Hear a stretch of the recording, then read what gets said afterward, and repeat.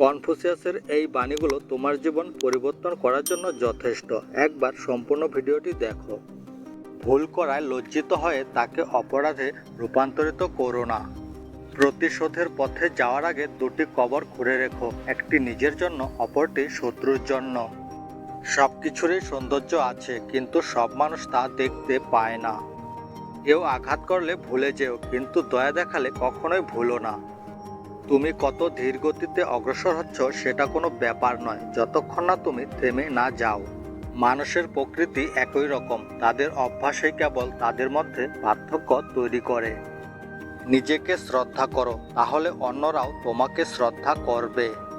যে কোনো পরিস্থিতিতে 5টি বৈশিষ্ট্যের চর্চা করলে নিখুঁত সদ্গুণের বহিঃপ্রকাশ ঘটে। এইগুলো হলো গাম্ভীর্য, আত্মার উদারতা, আন্তরিকতা, ঐকান্তিকতা ও দয়া। উত্তম মানব খোঁজে নিজের মধ্যে, অধম মানব খোঁজে অন্যের মধ্যে।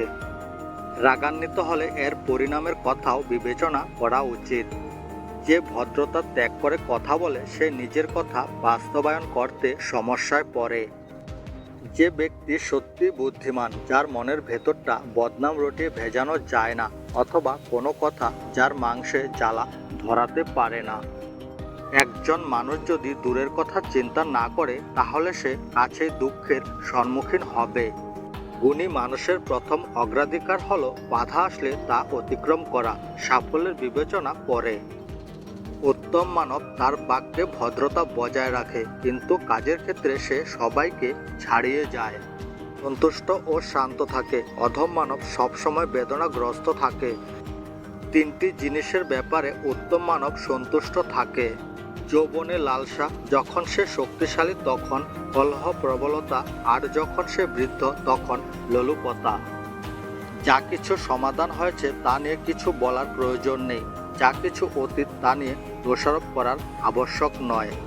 যেটা তুমি নিজের ক্ষেত্রে ঘটতে দেখতে চাও না, সেটা অন্যের ক্ষেত্রেও ঘটিও না।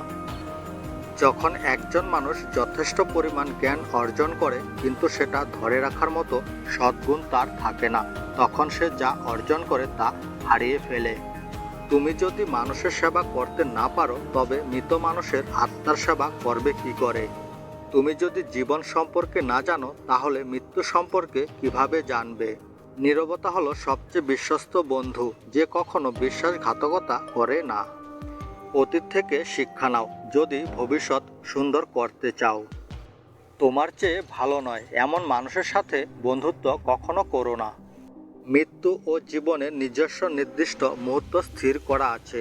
ধন এবং সম্মান নির্ভর করে সৃষ্টিকর্তার ওপর। সবকিছুর ভেতরে সৌন্দর্য আছে, কিন্তু সকলের সেই সৌন্দর্য দেখতে পাওয়ার চোখ নেই। নিজের হৃদয়ে উঁকি মেরে দেখো, যদি সেখানে খারাপ কিছু না পাও, তাহলে দুশ্চিন্তার কি আছে? কি নিয়ে এত ভয়?